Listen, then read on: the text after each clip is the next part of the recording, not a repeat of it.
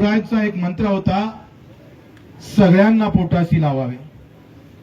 निवळ अफजल खान मारला एवढाच इतिहास नाही. इथं आम्ही असणाऱ्या सर्व गोरगरीब कष्टकरी अडचणीत असणारे लोक आणि कष्ट करणारे लोक राज्याच्या तिजोरीच्या बाहेर नसले पाहिजे. आम्ही योजना आणल्या पाहिजे त्या कष्ट करणाऱ्यांसाठी. तुम्ही MIDCचे मंत्री आहे. रोजगार हमी योजना, प्रचंड कष्ट करणारा मजूर या महाराष्ट्राच्या कानाकोपऱ्यात आहे. पण भारत सरकार, राज्य सरकार नाही, भारत सरकार त्यांची मजुरी गेल्या 5 महिन्यापासून देत नाहीये. हक्काची मजुरी सुद्धा त्यांना भेटत नाही. कित्येक दिव्यांगांना 5-5 महिन्यापासून त्यांचं मानधन भेटत नाही. मी जेव्हा सभागृहात होतो तेव्हा अजितदादाला प्रश्न केला होता का आमचं मानधन दर महिन्याच्या 5 तारखेला का भेटत नाही. मग सचिवाचं मानधन 5 तारखेला भेटतं, आमदाराचं मानधन 5 तारखेला होतं, पण दिव्यांगांचं मानधन 4-4 महिने होत नाही. ज्याला 2 पाय नाही, हात नाही, डोळे नाही, त्याचा संसार कसा चालत असेल.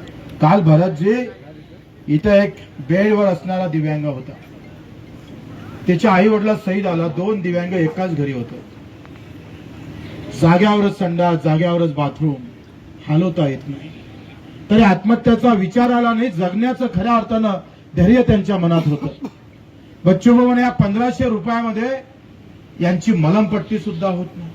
साधी स्वच्छता करावी शरीराची, 1 दिवस स्वच्छता नाही केली तर सगळ्या घरात सुगंध येतो, राहू शकत नाही.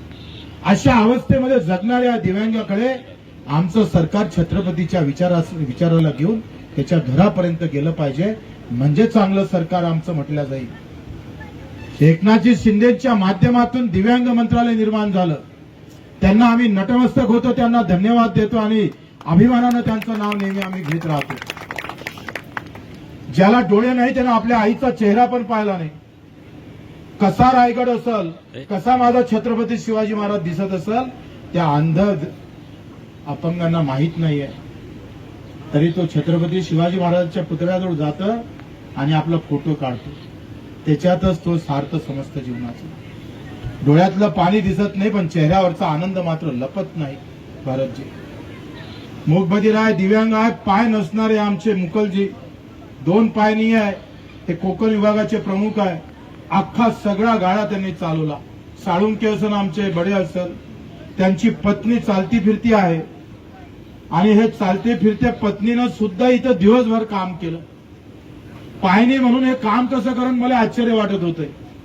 पण माझ्यापेक्षा जास्त धावणारा दिव्यांग मी डोळ्यानं पाहतोय आणि नवीन प्रेरणा आम्हाला देत असतो.